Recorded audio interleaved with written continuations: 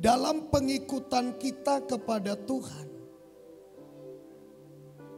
kita harus benar-benar memahami dengan baik bahwa iman saja tidak cukup. Sekali lagi, iman saja tidak cukup. Dikatakan di ayat 14, apakah gunanya saudara-saudaraku jika seorang mengatakan bahwa ia mempunyai iman, padahal ia tidak mempunyai perbuatan iman? Dapatkah iman itu menyelamatkan dia? Orang punya iman, hanya iman saja tidak bisa selamat. Ya. Kita renungkan baik-baik. Sebab banyak orang, saudaraku, pada hari Minggu kemarin saya sudah sampaikan kepada kita, mencari alasan. Bagaimana caranya supaya yang ini jangan kulakukan? Atau yang bagian firman ini jangan kukerjakan. Sementara iman itu tidak cukup. Harus ada tindakan iman. Harus ada perbuatan iman. Iman tidak bisa menyelamatkan kecuali disertai dengan tindakan iman. Contoh, ini contoh ya. Tuhan, selamatkan saya. Iya Tuhan, selamatkan saya. Tuhan bilang lari. Tuhan enggak, selamatkan saya. Perbuatannya di mana? Ya perbuatannya lari. Nangkap Bapak Ibu ya. Haleluya. Itu tindakan iman. Tapi saya beriman, Tuhan selamatkan saya. Selamatkan saya. Tidak bisa. Itu makanya waktu Tuhan hancurkan Sodom dan Gomora, Tuhan suruh lari Lot dan keluarganya. Lari ke gunung sana. Aduh jauh kali, lari. Saking berlama-lama mereka datang malaikat, seret mereka. Mungkin dengan kasar, tapi demi keselamatan mereka. Akhirnya lari. Jangan menoleh ke belakang, jangan berhenti di lembah manapun.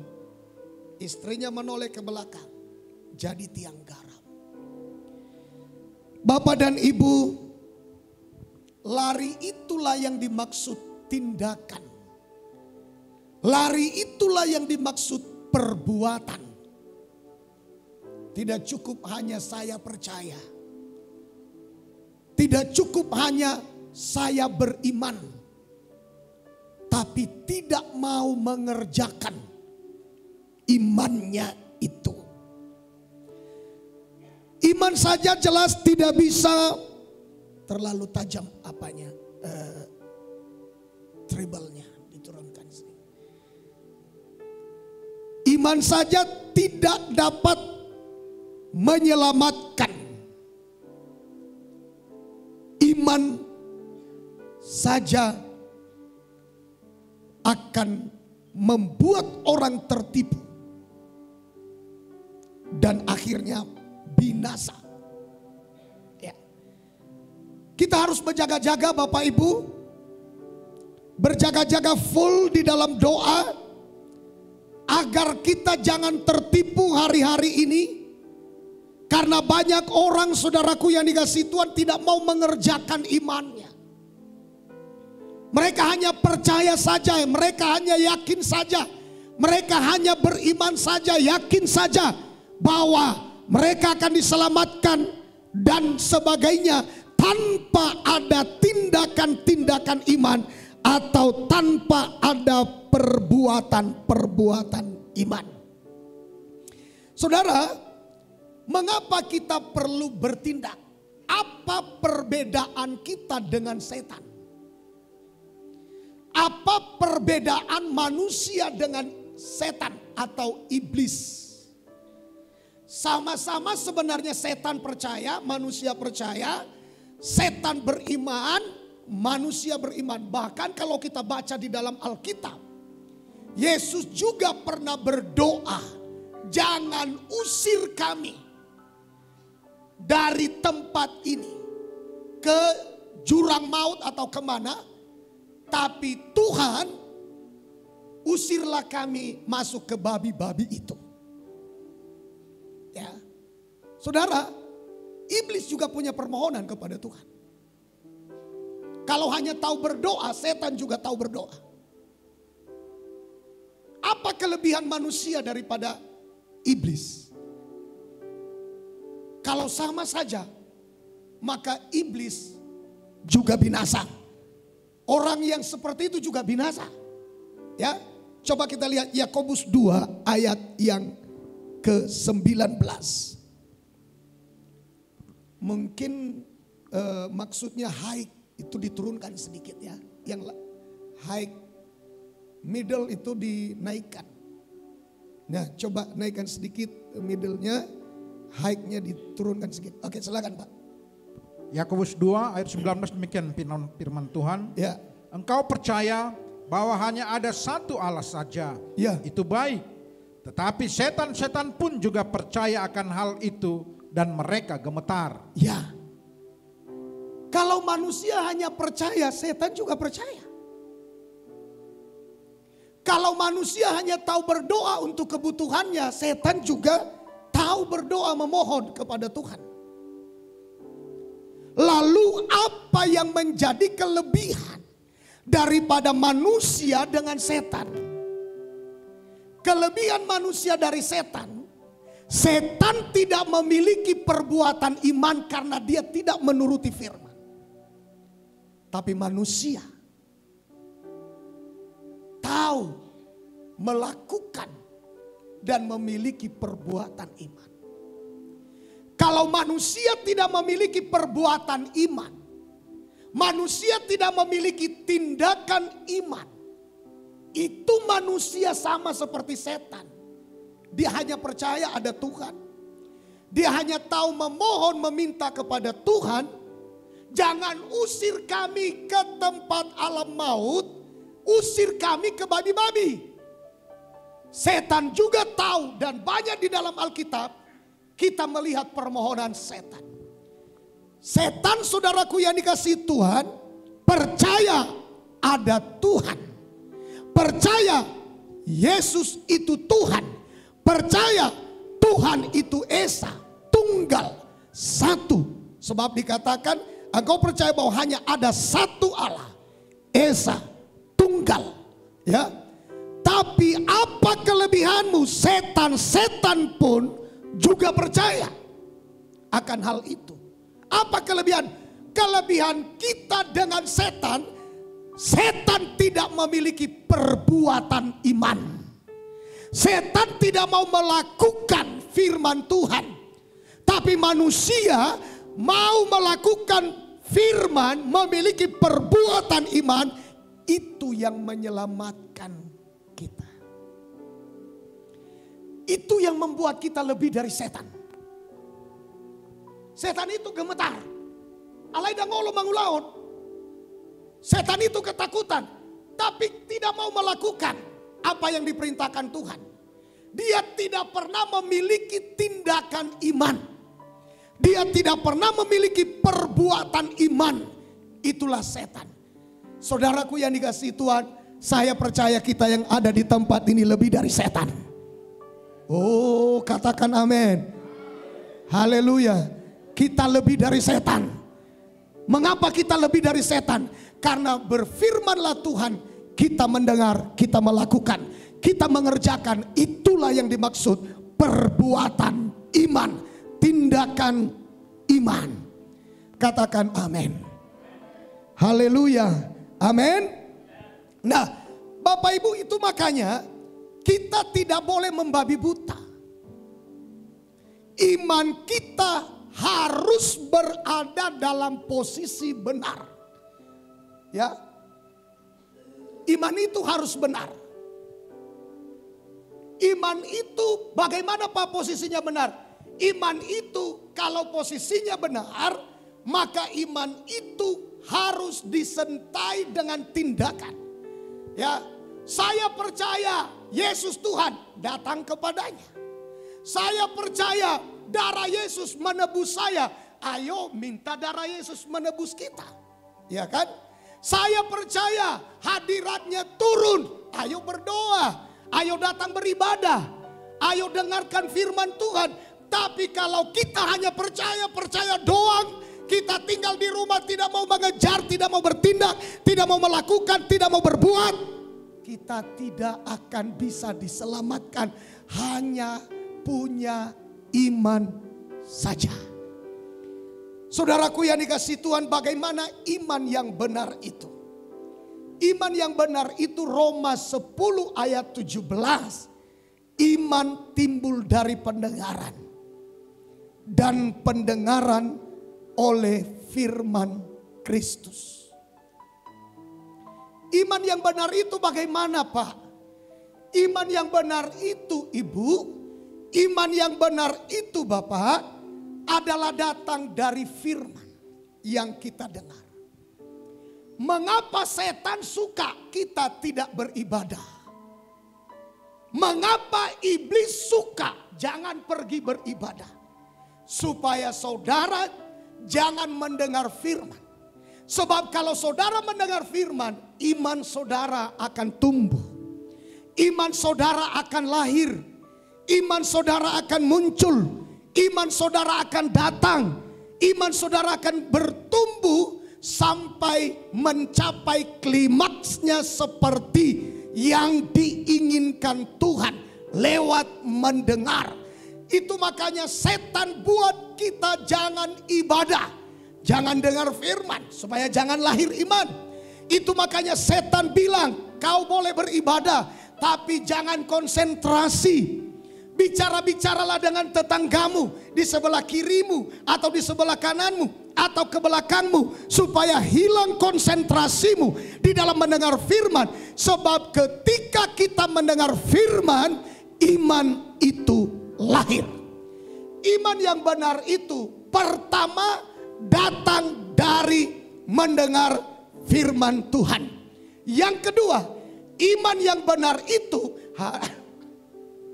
harus didorong oleh firman. Kita datang ibadah didorong oleh apa? Kita melakukan sesuatu didorong oleh apa? Ada orang memberi bukan didorong oleh firman, tapi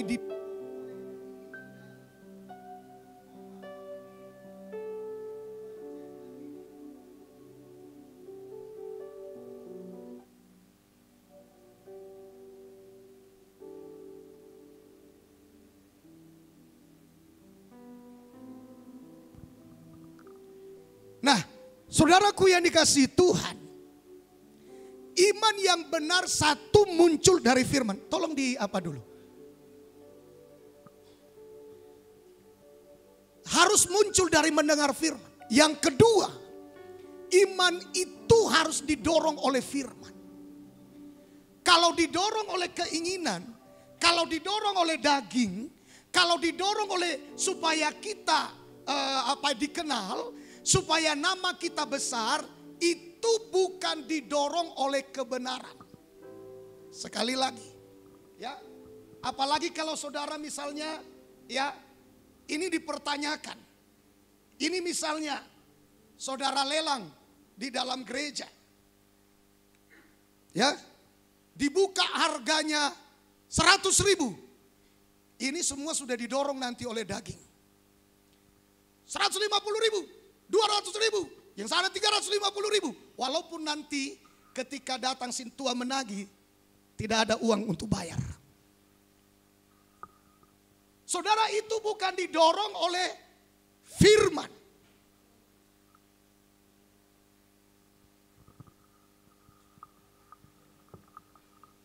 Ini kita harus mengerti Bapak Ibu.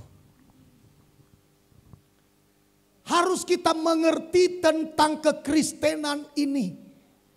Harus kita mengerti tentang ketuhanan ini. Sebenarnya apa yang diinginkan Tuhan dalam hidup kita. Apa yang maunya Tuhan dalam hidup kita. Bukan apa aturan agama yang harus kulakukan. Bukan apa aturan organisasi. Ahado syarat tehe molomar minggu autusi. Ibaptis do. Baptisan bukan syarat agama. Baptisan bukan syarat menjadi anggota organisasi gereja. Baptisan itu syarat masuk surga. Alkitab berkata, kalau engkau percaya dan dibaptis akan diselamatkan. Berilah dirimu dibaptis untuk pengampunan dosamu. Gak ada kaitannya menjadi anggota gereja. Gak ada kaitannya menjadi warga sebuah agama. Itu saudaraku syarat masuk surga. Sebenarnya kita harus tahu saudaraku. Kekristenan ini jangan sampai kita Kristen gak ngerti apa-apa.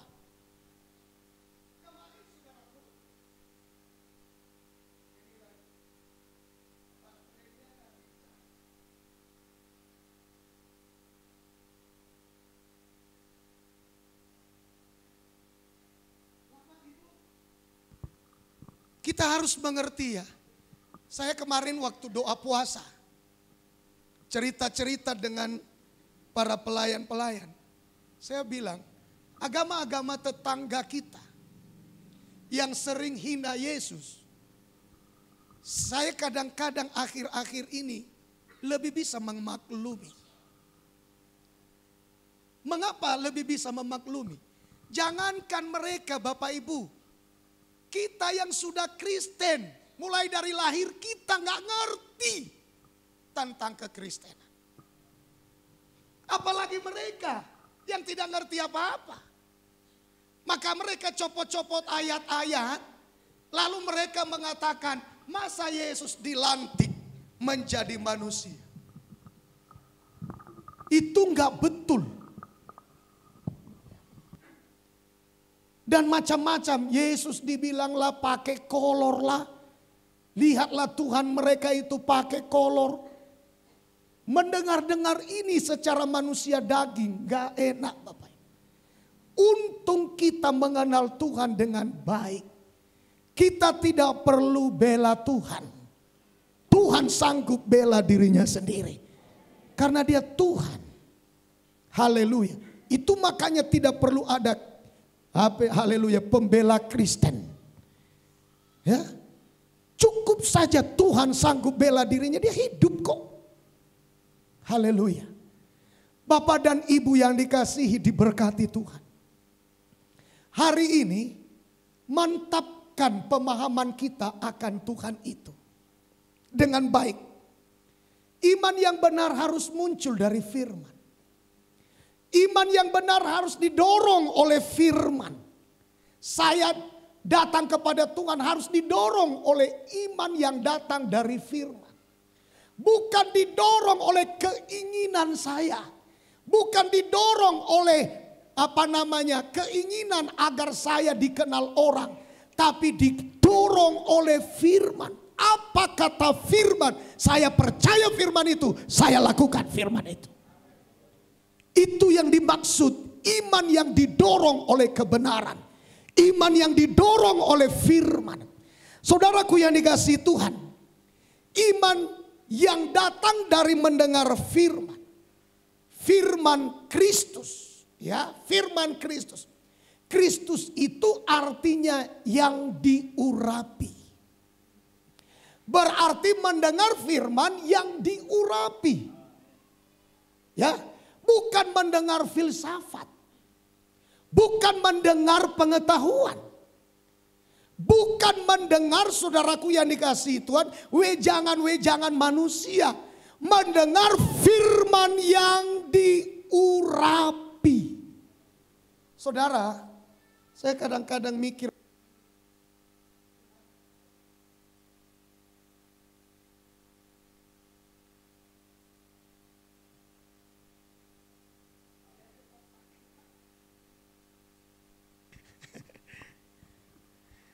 ya, mohon maaf, kesalahan bukan dari Bapak Ibu.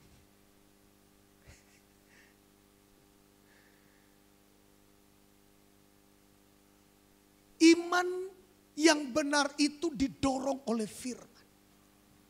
Firman yang didengar dengan cara yang benar. Firman yang diurapi karena firman Kristus. Kristus yang diurapi. Yang Kristus itu artinya yang diurapi. Firman yang diurapi. Bukan kata-kata manusia. Bukan pengetahuan manusia. Pengetahuan manusia saudara boleh dengar. Enak didengar. Tapi tidak mengubah hidup manusia. Tidak mengerjakan roh manusia, hati manusia. Hanya sebatas enak didengar. Ingat. Tabodo ama taimar jamita ba tabodo. Pengetahuan hanya sebatas enak didengar. Tapi tidak mengubah hidup kita. Tidak mengerjakan manusia paling dalam di dalam hidup kita. Hanya enak didengar. Tapi firman Kristus, firman yang diurapi akan melahirkan iman di dalam diri kita. Dan akan mengerjakan roh kita, hati kita. Mengubah kita dari dalam sampai ketahuan keluar. Ya, dari dalam duluan dia kerjakan.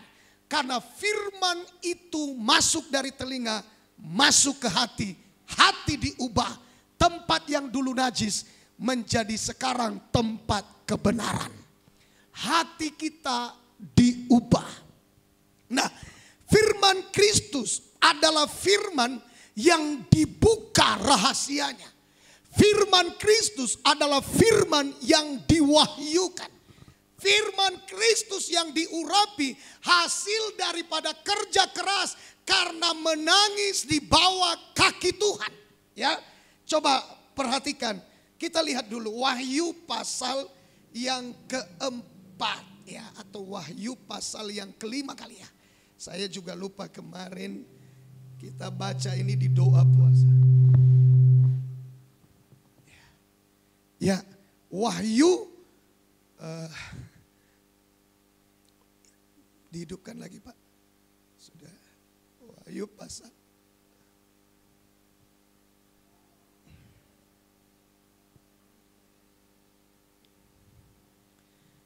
Silakan Pak. Ayat dari 1 saja Pak. Ayat mulai dari ayat 1. Wahyu pasal 5 ayat 1. Silakan Pak. Silakan Pak. Ya. Wahyu 5 ayat 1 demikian firman Tuhan. Maka aku melihat di tangan kanan dia yang duduk di atas tahta itu, Ya. sebuah gulungan kitab yang ditulisi sebelah dalam dan sebelah luarnya dan dimaterai dengan 7 materai. Ayat 2. Ayat 2, dan aku melihat seorang malaikat yang gagah yang berseru dengan suara nyaring. Katanya, siapakah yang layak membuka gulungan kitab itu dan membuka materai-materainya? Nah, ternyata gulungan kitab itu termeterai. Sesuatu yang dimeterai itu tidak bisa diganggu gugat. Ya, ayat 3. Ayat 3. Ya. Tetapi tidak ada seorang pun yang di sorga atau yang di bumi atau yang di bawah bumi yang dapat membuka gulungan kitab itu atau yang dapat melihat sebelah dalamnya. Makanya saya bilang tadi, kita maklumilah. Kalau agama-agama tetangga tidak bisa mengerti tentang isi Alkitab ini, menolak Yesus sebagai Tuhan, wajar. Karena kitab ini termeterai Bapak Ibu. Kristen saja belum tentu mengerti. Ya, Kristen saja belum tentu mengerti. Kebanyakan ya, mudah-mudahan di antara kita ini nggak ada yang sekedar Kristen saja tanpa mengerti apa-apa. Ya, tetapi tidak ada seorang pun yang di sorga. Garis bawah itu. Yang di sorga nggak ada satupun yang bisa buka. Yang di bumi, gak ada satupun yang bisa buka. Yang di bawah bumi, yang di sorga itu malaikat-malaikat. Yang di bumi itu manusia. Yang di bawah bumi itu bicara tentang roh-roh setan, roh gelap, roh iblis, dan malaikat-malaikat maut. Tidak sanggup juga untuk membuka kitab ini. Ya, tidak ada satupun. Bagaimana caranya kitab ini bisa dimengerti? Alkitab ini bisa dimengerti. Ya, firman harus berasal dari firman yang diurapi. Firman yang diurapi harus datang dari merendahkan diri, menangis di kaki Tuhan. Supaya bisa terbuka pewahyuan dan rahasia yang terkandung di dalamnya. Sekali lagi, tidak ada satupun yang bisa melihat sebelah dalamnya. Sekali lagi Pak, ayat yang ketiga. Ayat 3. Iya. Tetapi tidak ada seorang pun yang di sorga Ya. atau yang di bumi Terus? atau yang di bawah bumi Ya. yang dapat membuka gulungan kitab itu atau yang dapat melihat sebelah dalamnya. Gimana caranya? Caranya adalah ayat 4.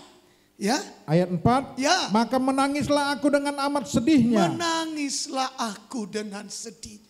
Harus menangisnya kita Bapak Ibu supaya kita diselamatkan. Harus menangis kita memohon, Tuhan bukakan aku pengertian. Kalau kita keras hati tidak akan dibukakan.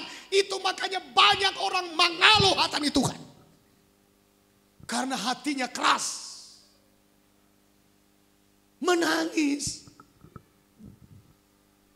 Selama hati kita tidak hancur. Selama hati kita tidak melembut. Selama kita mengeraskan hati, tidak akan terbuka rahasia tentang keselamatan ini. Makanya banyak orang terus keras hati. Sampai pada tingkat orang sudah hamba Tuhan. Saudaraku, belum terbuka juga. Makanya banyak juga hamba Tuhan berbadai masalah pengajaran. Bertengkar. Gereja sana sindir gereja sini sender gereja sana. Kenapa? Karena tidak sama dalam pengajaran. Dibutuhkan menangis. Para hamba Tuhan belum tentu nangkep semua isi daripada kitab yang termeterai ini. Apalagi kita jangan keraskan hati, perlu lembutkan hati, perlu menangis. Supaya firman kebenaran, firman yang diurapi itu dapat menembus hati kita. Sehingga kita bisa menerima pewahyuan yang sesungguhnya untuk diselamatkan. Katakan amin saudara. Haleluya, amin. Nah ayat 4 Pak, silakan Pak, ayat 4. Ayat 4. Ya. Maka menangislah aku dengan amat sedihnya. Terus? Karena tidak ada seorang pun yang dianggap layak untuk membuka gulungan kitab itu ataupun melihat sebelah dalamnya. Ya, sebelah dalamnya tertutup. Gak bisa dilihat. Meterai itu sudah termeterai. Ketika Yohanes menangis, maka ada jawaban di ayat yang kelima. Ya, ketika Yohanes menangis ada jawaban. Ayat 5 Pak. Ya, Ayat silakan. 5. Iya. Lalu berkatalah seorang dari tua-tua itu kepadaku. Ya. Jangan engkau menangis. Jangan menangis. Terus? Sesungguhnya singa dari suku Yehuda yaitu tunas Daud telah menang. Sehingga ia dapat membuka gulungan kitab itu dan membuka ketujuh materainya. Ketika menangis Yohanes, maka ada jawaban dari sorga. Gak usah menangis, ada kok yang bisa buka kitab itu. Yaitu singa dari suku Yehuda. Itulah Yesus. Singa dari suku Yehuda. Itulah yang lahir dari keturunan Daud. Bernama Yesus, ini secara daging ya. Dari garis keturunan Daud, Yesus dilahirkan. Saudaraku, mengenai kita, okelah. Itu singa yang bisa buka dari suku Yehuda. Gambaran daripada Yesus. Tapi aku Pak, aku kan bukan singa. Bagaimana supaya tersingkap sama saya? Apakah juga aku harus jadi singa? Saudara, mari kita lihat ayat 6. Ayat 6. Ayat 6. Ya. Maka aku melihat di tengah-tengah tahta dan keempat makhluk itu, Ya. dan di tengah-tengah tua-tua itu berdiri seekor anak domba seperti telah disembelih, bertanduk 7 dan bermata 7. Ya. Itulah ketujuh roh Allah yang diutus ke seluruh bumi. Anak domba seperti telah disembelih. Ini domba Paskah kita. Siapa namanya? Yesus. Ayat 7. Ayat 7, lalu datanglah anak domba itu dan menerima gulungan kitab itu dari tangan dia yang duduk di atas tahta Ayat itu. 8. Ketika ia mengambil gulungan kitab itu, tersungkurlah keempat makhluk dan ke-24 tua-tua itu di hadapan anak domba itu. Masing-masing memegang satu kecapi dan satu cawan emas penuh dengan kemenyan. Itulah doa orang-orang kudus. Saudara, di sini kita melihat untuk menghemat waktu kita. Anak domba yang telah disembelih itu membuka gulungan-gulungan kitab itu. Dan kalau saudara baca, disitulah dituliskan mengenai hukuman-hukuman Tuhan yang akan terjadi di atas muka bumi ini. Saudara, siapa yang bisa buka gulungan kitab itu? Mengapa Yohanes menangis? Yohanes menangis, Bapak Ibu, karena dia tahu Tuhan di dalam kitab gulungan itu ada tentang hidup manusia. Ada tentang cawan murka Allah yang akan dicurahkan. Bagaimana kami tahu, bagaimana kami menghindarkan diri dari hukuman Tuhan itu kalau kami tidak tahu apa isi kitab itu. Itu makanya Yohanes menangis. Artinya apa bagi kita? Artinya adalah kalau kita tidak mengerti isi kitab suci yang terkunci itu, yang termeterai itu, yang tertutup itu. Berarti bagaimana kita tahu tentang nasib kita ke depan. Bagaimana kita tahu tentang hukuman Tuhan yang akan dicurahkan. Kalau saya dan saudara tidak mengerti tentang isi kitab itu. Hari ini Bapak Ibu, dibutuhkan sikap cari firman dengan merendahkan hati. Menangis agar kita bisa mendapatkan firman itu hidup di dalam kehidupan kita. Firman itu hanya memungkinkan hidup kalau kita tahu menghormati anak domba yang telah disembelih. Firman itu hanya memungkinkan kita akan mendapatkan pewahyuannya, rahasianya. Kalau kita menjunjung tinggi anak domba yang disembelih, yang telah berkorban untuk saya dan saudara. Haroma minum perjamuan kudus pe. Olan minum saudari. Gak ada gerakan. Gak ada rasa Tuhan. Terima kasih Tuhan. Ibu cuma oh Tuhan olo mate alan yau. Gak ada. Ya udah minum aja. Gak ada rasa syukur. Gak ada hati hancur. Sudah berkorban Yesus buat kita. Gak ada. Gak ada tersentuh apa-apa. Itulah saudaraku kehidupan kita. Yang tidak tahu menghormati, menghargai, menjunjung tinggi pengorbanan Kristus. Yang dimana dia telah menjadi domba Paskah yang siap disembelih. Mati untuk saya dan saudara. Darahnya dicurahkan untuk penebusan kita. Bapak dan Ibu yang dikasihi dan diberkati Tuhan. Hari ini iman saja tidak cukup. Harus ditambah dengan perbuatan iman. Iman yang dilahirkan dari kebenaran. Yaitu firman yang kita dengar. Firman yang diurapi. Cari saudaraku. Datang ke gereja. Jangan hanya dikit-dikit malas. Lalu kita malas datang ke gereja. Dengar firman yang disampaikan. Di mana kita memberi diri digembalakan dengan baik. Saudaraku yang dikasihi Tuhan, kita harus memiliki perbuatan iman itu di dalam kebenaran. Apa maksudnya Pak Pendeta? Iman dalam perbuatan sesuai dengan kebenaran. Ya, iman itu tidak boleh melanggar kebenaran. Harus sesuai dengan kebenaran.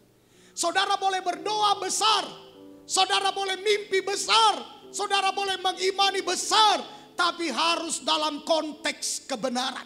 Apa itu kebenaran? Firman adalah kebenaran. Semuanya karena firman, didorong oleh firman, bersumber dari firman. Saya didorong oleh firman. Hidup firman itu di dalam diri saya. Lalu saya mengikuti garis firman itu. Itu baru berada dalam posisi kebenaran. Keluar dari firman sudah tidak benar. Keluar dari firman sudah tidak benar. Ya kan? Yohanes 17 ayat 17. Biar jelas saudara. Yohanes 17 ayat 17. Ya silakan Pak. Harus sesuai dengan firman. Yohanes 17. Ya ayat 17. Ayat 17 demikian. Firman Tuhan, kuduskanlah mereka dalam kebenaran. Firman-Mu adalah kebenaran. Iya. Kenapa ada kata kuduskanlah mereka? Sucikanlah mereka dengan kebenaran. Artinya apa? Yang bisa membuat hidup kita benar, sekudus seperti yang diinginkan Tuhan, adalah kalau kita hidup menurut kebenaran firman. Di luar itu tidak benar. Kalau sudah melanggar daripada firman, di luar itu sudah tidak benar. Makanya saudara, ketika kita hidup, aku mengikuti Nathan itu anondo, bisa jadi musuh kita di dunia ini. Tapi Yesus bilang, kamu tidak lebih dari gurumu. Kalau gurumu saja dianiaya, apalagi kamu. Masalahnya kita tidak siap jadi orang asing di dunia ini. Banggahian doau, mamereng, akat tetanggata, molo pindah agama jadi Kristen. Mereka jauh-jauh sebelumnya sudah siapkan hati. Saifuddin Ibrahim bilang, aku tidak bawa apa-apa sama kalian semuanya itu. Masalahnya dalam kekristenan kita itu yang kita tidak siap. Soi palau-lau do pehita ngama biar. Padahal Tuhan bilang, engkau malu menyaksikan aku di depan manusia. Aku malu menyaksikan engkau di depan Bapakku yang di sorga. Tidak layak bagi kerajaan sorga. Alai bangga musedo. Bangga. Bangga Allah sumangulaun hatani Tuhan. Bapak Ibu, saya mau bilang jangan mau dibodohin iblis. Masuk sorga gak gampang. Hidupi firman. Gak gampang Bapak Ibu. Hidup dalam kebenaran. Ini dimulai dari iman kita harus benar. Mendengar firman Kristus. Firman yang diurapi. Lahir iman. Iman yang bagaimana? Iman yang benar. Kita harus ikuti garis firman. Firman Tuhan bilang begini, ikuti itu. Garis-garis firman. Jalan-jalan yang ditunjukkan oleh firman. Ikuti itu. Karena firman itu adalah kebenaran. Kuduskan, baru hidup kita nanti benar. Kalau hidup kita sesuai kebenaran firman. Baru hidup kita nanti memenuhi standar kudus. Seperti yang diinginkan Tuhan. Kalau hidup kita di garis kebenaran firman. Keluar dari situ sudah tidak benar. Karena kuduskanlah mereka. Hanya satu yang bisa menguduskan hidup kita. Adalah kebenaran. Firman-Mu adalah kebenaran. Bukan kebenaran kelompok. Bukan kebenaran suku. Bukan kebenaran marga. Kebenaran firman. Itu yang sanggup membawa kita memenuhi standar kebenaran Tuhan. Atau kekudusan Tuhan. Kalau kita mau pegang kebenaran dunia ini, gak ada yang bisa membenarkan kita memenuhi standar Tuhan. Gak ada. Harus firman yang kita pegang. Nah, Bapak Ibu, coba kita lihat ya praktek kebenaran ini. Coba kita lihat 1 Yohanes pasal 3. 1 Yohanes pasal 3. Ayat 7 sampai 9. 1 Yohanes 3 ayat 7 sampai dengan 9 demikian firman Tuhan. Iya. Anak-anakku, janganlah membiarkan seorang pun menyesatkan kamu. Terus? Barang siapa yang berbuat kebenaran adalah benar, sama seperti Kristus adalah benar. Barang siapa yang berbuat kebenaran adalah apa? Benar. Barang siapa yang berbuat kebenaran adalah apa? Benar. Kebenaran apa ini? Kebenaran bukan diri kita. Kebenaran firman. Supaya kita mengerti Bapak Ibu. Ya, baru kita bisa benar di hadapan Tuhan. Ayat 8. Ayat 8. Ya. Barang siapa yang tetap berbuat dosa, Terus berasal dari iblis. nah, perhatikan dulu itu. Perhatikan dulu itu. Ayo, pribadi-pribadi. Gak usah bangga kita jadi Kristen ini. Walaupun ada Yesus juru selamat kita bisa bawa kita ke surga. Barang siapa tetap berbuat dosa, itu orang berasal dari iblis. Gak peduli mau ada di gereja, mau melayani, mau jadi pendeta, mau jadi apa. Barang siapa tetap berbuat dosa, berasal dari iblis. Ya, lanjut Pak. Sebab iblis berbuat dosa dari mulanya. Terus? Untuk inilah anak Allah menyatakan dirinya, yaitu supaya ia membinasakan perbuatan-perbuatan iblis itu. Terus ayat 9. Setiap orang yang lahir dari Allah tidak berbuat dosa lagi. Sebab benih ilahi tetap ada di dalam dia dan ia tidak dapat berbuat dosa karena ia lahir dari Allah. Praktek hidup benar itu adalah tidak mau melakukan dosa. Itu praktek hidup benar. Baru iman kita benar. Ini saudara, rokok aja gak bisa dikalahkan. Judi gak bisa dikalahkan. Godaan-godaan gak bisa dikalahkan. Ini baru hal yang sepele, rokok aja gak bisa dikalahkan.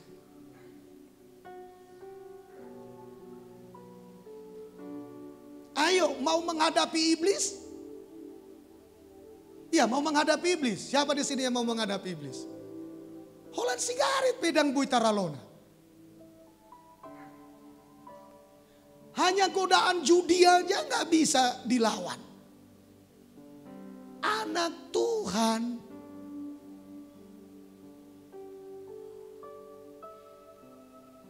Haleluya. Salam. Sehat semua. Bagaimana Bapak Ibu?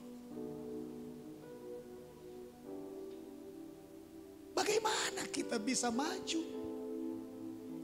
Bagaimana kita bisa melawan yang lebih hebat, pribadi iblis? Ya. Kemarin ini ada si Mawar ini cerita sama kami. Ada temannya bisa lihat setan. Jadi dibilang begini. Kalau bisa kupilih, janganlah aku bisa melihat setan. Kenapa katanya?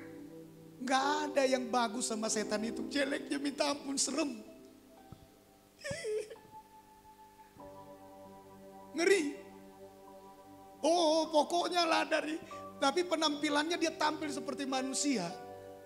Tapi dari atas sampai ke bawah, aduh seram sekali. Gak ada yang bagus sama iblis itu.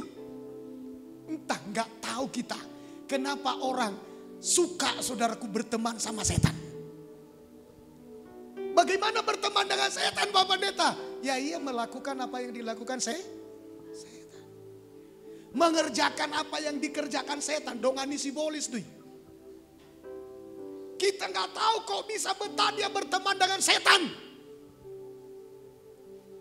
Bapak dan Ibu, di dalam hadirat Tuhan itu enak sekali. Begitu kita menyembah hadirat Tuhan, turun damai sejahtera memenuhi hati kita. Kenapa kita lebih menyukai setan? Haleluya, haleluya.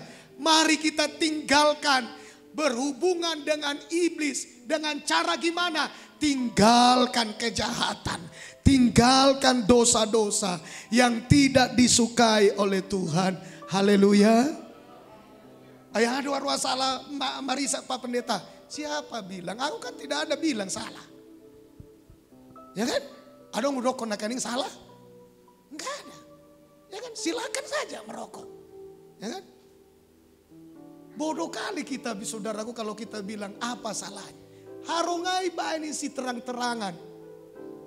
Merokok bisa membunuhmu. Ya kan? Masa kita lagi tanya lagi. Ayo dong doa ayatnya Mang Padita.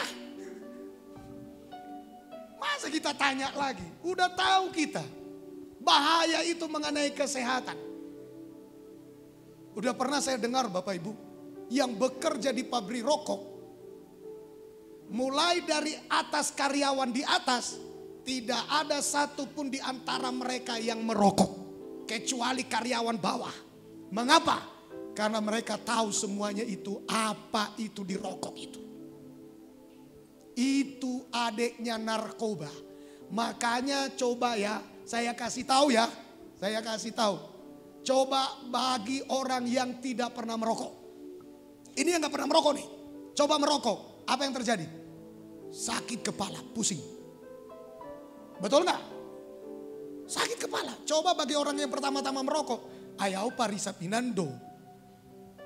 Puntung rokok upadomu-domu. Iya. Saya perokok saudara. Merbedaya udot abangku karena rokok.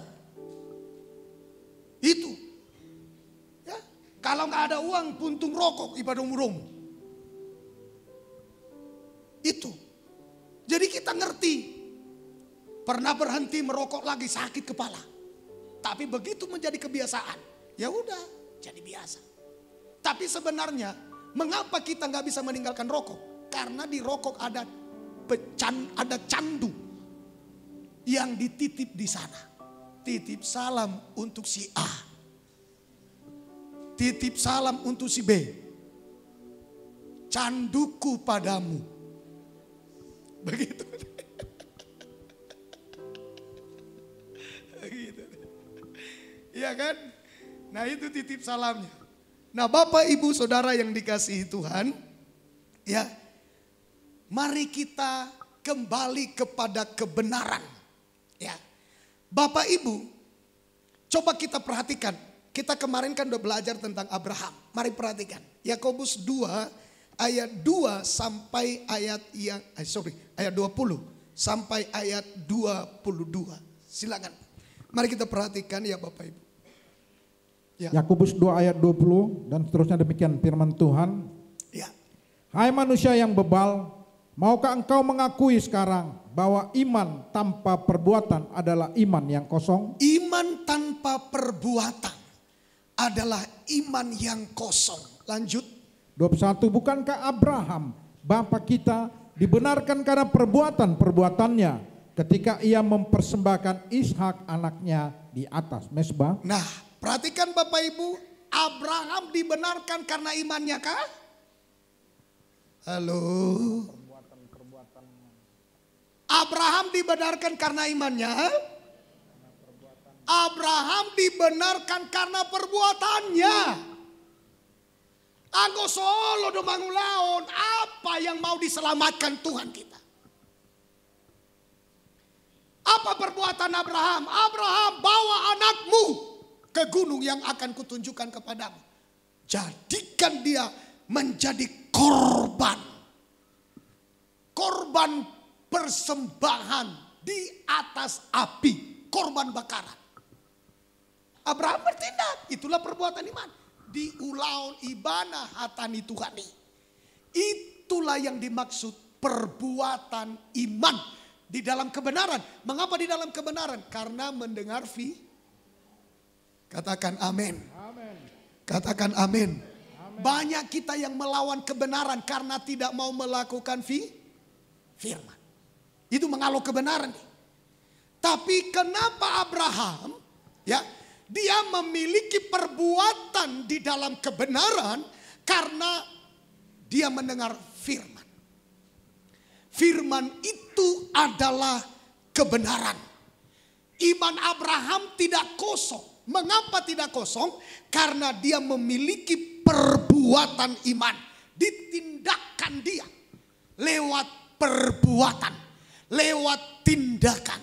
Dia lakukan, dia kerjakan sesuai dengan firman yang telah ia dengar. Ia bawa anaknya itu ke atas mezbah korban bakaran. Ia persembahkan anaknya itu menjadi korban bakaran sesuai dengan permintaan Tuhan. Tapi Alkitab mencatat anaknya tidak jadi dipersembahkan karena Tuhan telah menyediakan korban persembahan yang sesungguhnya ganti anaknya itu. Artinya apa? Sebenarnya Tuhan tidak meminta anaknya. Tuhan hanya meminta perbuatan iman Abraham. Ketaatan. Apakah kalau kita kasih persembahan kepada Tuhan? Apakah kalau kita mengembalikan milik Tuhan? Apakah maksud Tuhan menindas kita? Apakah maksud Tuhan memiskinkan kita? Tidak. Dia minta ketaatan kita. Dia minta perbuatan iman yang lahir dari firman yang kita dengar. Tapi Tuhan tidak pernah berhutang. Ia akan membalaskan kepada setiap orang menurut perbuatannya. Mari miliki tindakan iman. Mari miliki perbuatan iman. Sebab itu yang Tuhan inginkan di dalam kehidupan kita. Abraham percaya, Abraham beriman, Abraham bertindak melakukan sesuai dengan firman yang ia dengar. Ia bawa anaknya, ia mempersembahkan anaknya. Tapi Tuhan tidak mengharapkan Abraham membunuh anaknya. Itu makanya Tuhan sediakan ganti anaknya. Saudara, dengarkan baik-baik. Kadang-kadang perintah ini berat untuk dilakukan.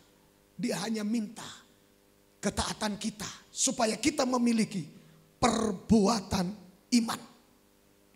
Abraham tidak mendengarkan gosip-gosip.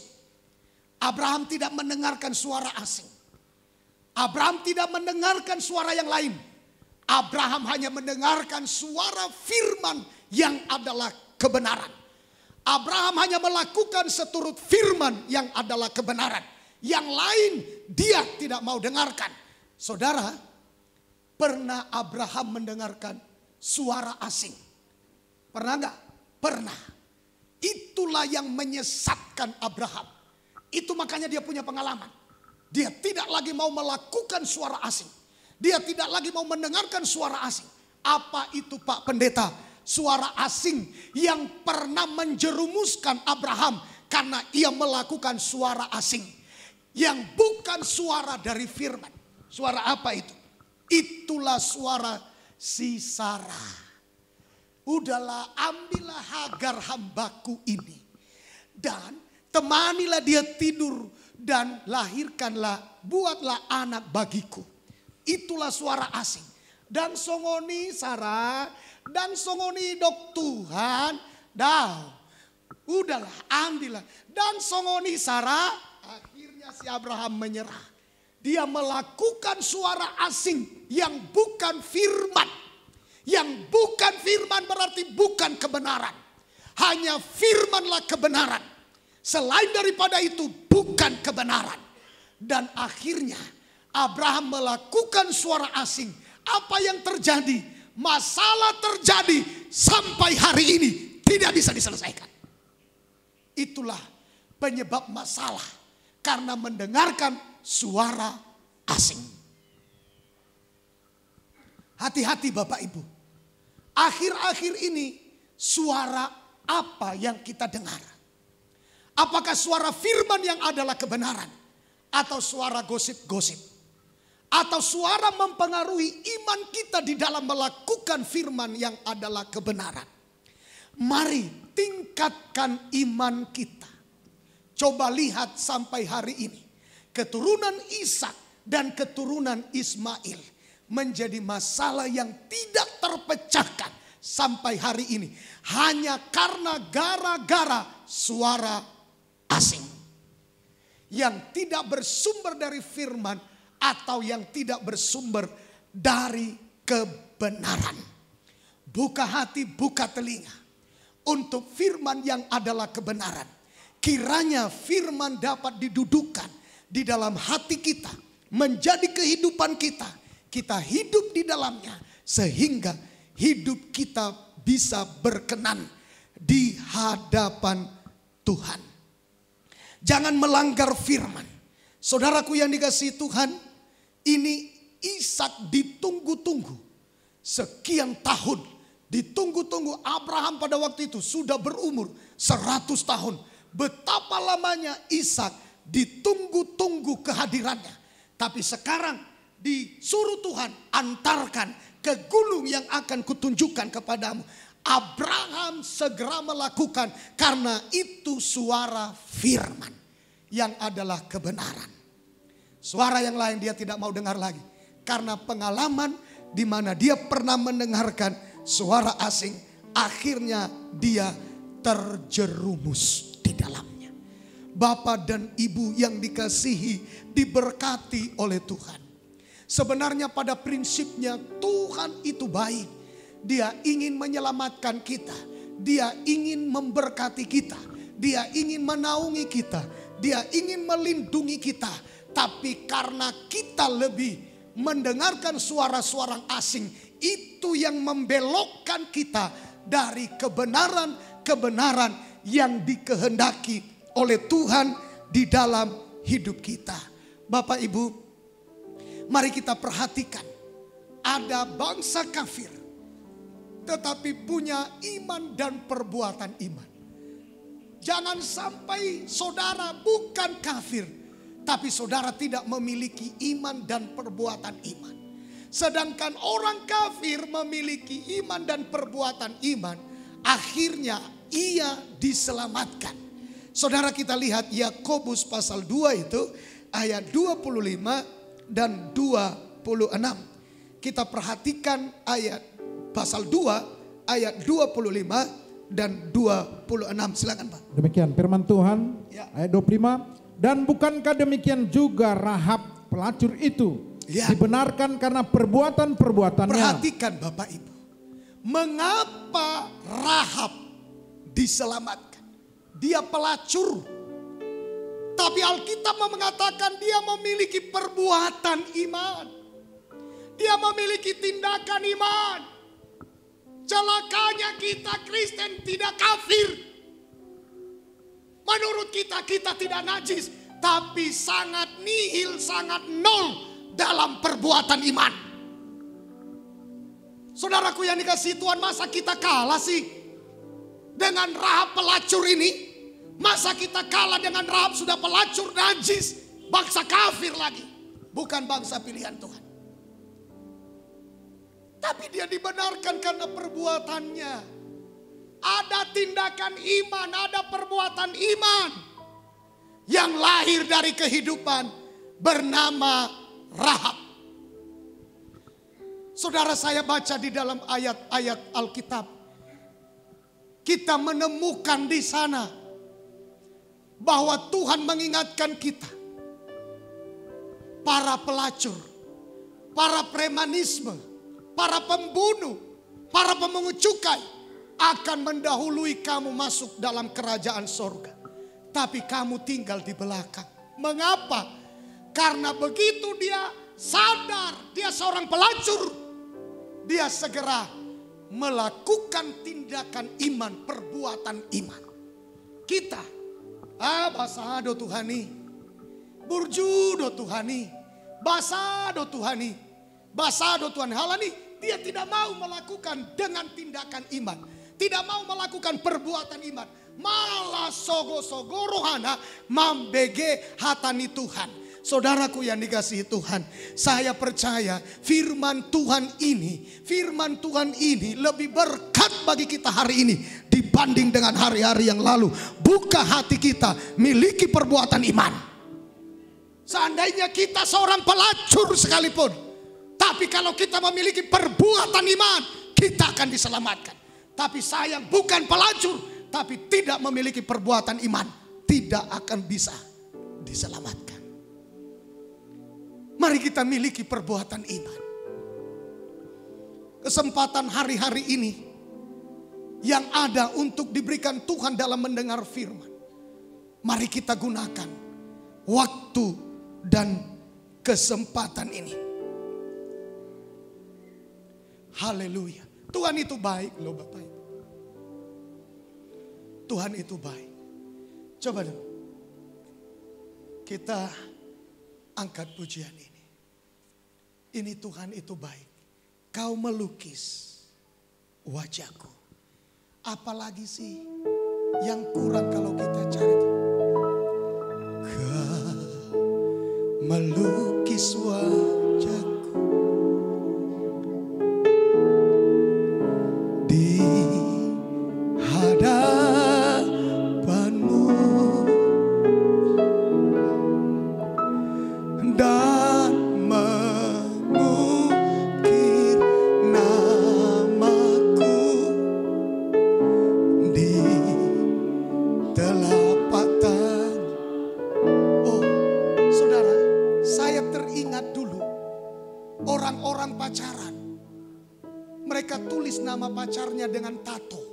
Ada yang tulis di jari, ada yang tulis di tangan, ada yang tulis di badannya, ada yang tulis di pundaknya. Betapa ia cinta kepada pacarnya itu. Tapi saya mau katakan, apakah ketika pacarnya itu kakinya patah, apakah ketika pacarnya itu sakit kanker, masihkah ia cinta? Tuhan itu Bapak Ibu, sejelek-jeleknya kita, sejelek-jeleknya kita, seberdosa-berdosanya kita, ia tidak pernah buang kita dari hadapannya. Ia turun ke dalam dunia ini, ia cari saya dan saudara, supaya saudara diselamatkan. Lihatlah, sampai ia mengukir nama kita di telapak tangannya, bahwa kita ia cintai sampai ia mengorbankan darah dan nyawanya demi cintanya kepada kita. Apa sih yang kita ragukan tentang Tuhan? Mengapa keras hati kita tidak mau melakukan perintah firman? Kau melukis di hadapanmu, di hadapanmu, dan mengukir namaku, dan mengukir namaku di telapak tanganmu, di telapak tangan, sampai masa tuaku, sampai masa tua. Kau tetaplah Tuhanku, kau tetaplah Tuhanku, yang akan selalu menggendong, yang akan selalu menggendong hingga putih rambutku. Kemurahan-Mu itu membuatku terteguh, mengikut-Mu. Ku angkat tanganku Yesus, memuji perbuatanmu. Sungguh tiada terukir kasih setiamu. Dalam naungan sayapmu ku mau terus, kasihmu terukir di lubuk hatiku. Saudara, apa yang kurang sampai masa tua, sampai masa putih rambut, digendong Tuhan? Apa yang kurang? Kurang baikkah Tuhan itu sama kita sehingga kita mencurigai Dia? Seakan-akan adang kulau Tuhan mapogos do bainonmu, nang mate au bainonmu, nang hancur au bainonmu. Apa yang kurang dengan pribadi Tuhan? Sampai Ia rela memberikan darah dan nyawanya untuk kita. Tapi kita sulit mempertaruhkan hidup kita supaya kita bisa ikut Dia dengan baik. Hari ini Bapak Ibu, renungkan baik-baik ini. Jangan sampai kita kalah dengan bangsa kafir. Jangan sampai kita kalah dengan seorang pelacur. Jangan sampai kita kalah dengan bangsa yang tidak ada bagiannya dalam kerajaan sorga. Saudara sudah terima Yesus, saudara sudah diselamatkan. Karena Yesuslah keselamatan itu. Tapi sayang, saudara hanya bersandar ke sana. Saudara tidak pernah memiliki perbuatan iman. Saudara tidak pernah memiliki tindakan iman. Saudara hanya cukup saja iman, percaya. Tapi saudara tidak pernah memiliki tindakan iman. Perempuan pelacur ini dibenarkan perbuatannya karena iman. Imannya melahirkan perbuatan iman. Saudaraku yang dikasihi Tuhan, kalau kita baca Rahab pelacur itu dibenarkan karena perbuatannya. Dia tidak dibenarkan karena imannya, tapi dia dibenarkan karena perbuatannya. Tentu iman lebih dulu, baru ada tindakan perbuatan. Tapi ditulis di sini, Rahab dibenarkan karena perbuatan iman. Ayo kita baca sama-sama dulu. Biar kita ucapkan firman ini sama-sama. Mulai dari Rahab. Rahab pelacur itu. Tiga ya. Rahab pelacur itu dibenarkan karena perbuatannya. Jadi dia dibenarkan karena perbuatannya. Ada perbuatan iman, ada tindakan iman. Iman lahir dari mendengar, setelah ia mendengar lahir imannya bertindak, imannya berbuat, imannya melakukan. Dan perbuatan itu telah membuat dia menjadi orang yang dibenarkan. Saudaraku yang dikasihi Tuhan, adalah merugikan kita. Sudah terima Yesus, tapi kita tidak pernah bisa dibenarkan karena kita dalam hal tindakan dan perbuatan iman nihil.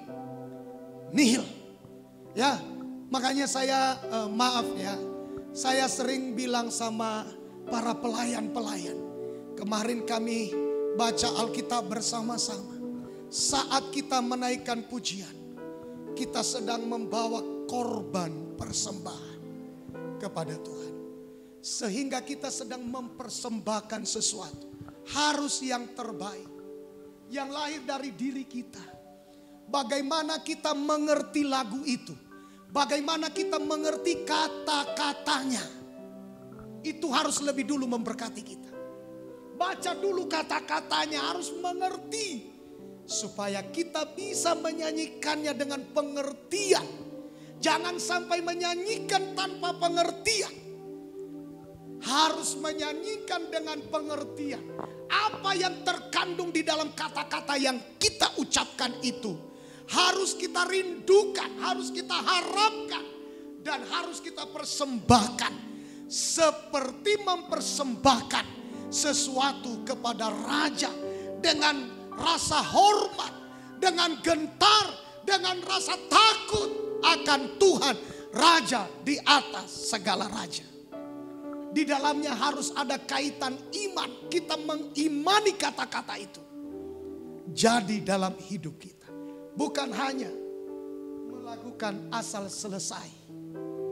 Ya, saya merindukan kita, kalau boleh sudah ditulis lagu ada 5-6, bukan hanya sekedar menyelesaikan itu, tapi bagaimana kita mengimani kata-kata lagu yang kita perkatakan lewat sebuah pujian itu, lewat sebuah lagu itu. Kita mengimani supaya kita tarik jadi nyata dalam hidup kita. Ya, seperti saya sering mengingatkan lagu itu, dahsyat lagu itu loh sebenarnya. Tuhan berkuasa, Tuhan berkuasa. Bumi bersuka, bumi bersuka, bumi bersuka. Baru setelah itu api menyala. Imani itu saudara. Bukan hanya kata-kata, api menyala, membakar musuh. Kalau hanya sekedar menyanyi gak terjadi apa-apa. Tapi kita sedang mempercayai, kita sedang mengimani, api menyala, bakar musuh. Si boli, si setan, si kutuk dan lain sebagainya. Si roh-roh kegelapan semua dibakar habis oleh api daripada Roh Kudus. Jadi bukan hanya sekedar nyanyi lepas, udah selesai. Piga lagu ini, aduh dua naik, ikon selesai don. Bukan. Tapi kita mengimani, mengharapkan sesuatu jadi seperti kata-kata lagu itu. Haleluya. Katakan amin. Jadi Bapak Ibu, ya, lihat ya, ini perempuan pelacur ini, ya. Sudah perempuan pelacur, sudah najis, sudah kafir, tapi kok bisa diselamatkan? Iri. Kok bisa diselamatkan? Saya udah kenal Tuhan, ya. Mungkin ada orang yang bilang saya udah kenal Tuhan, saya doa tiap hari, kok gak bisa? Karena dia memiliki perbuatan iman. Tidak cukup hanya doa, tidak cukup hanya ibadah, tapi kita tingkatkan dalam perbuatan iman. Haleluya. Haleluya. Mari kita tindakan dalam perbuatan iman. Saudaraku yang dikasihi Tuhan, minggu berikutnya kita akan lanjutkan firman Tuhan ini. Kita bangkit berdiri bersama-sama. Haleluya. Mari mohon dikeluarkan lagu itu.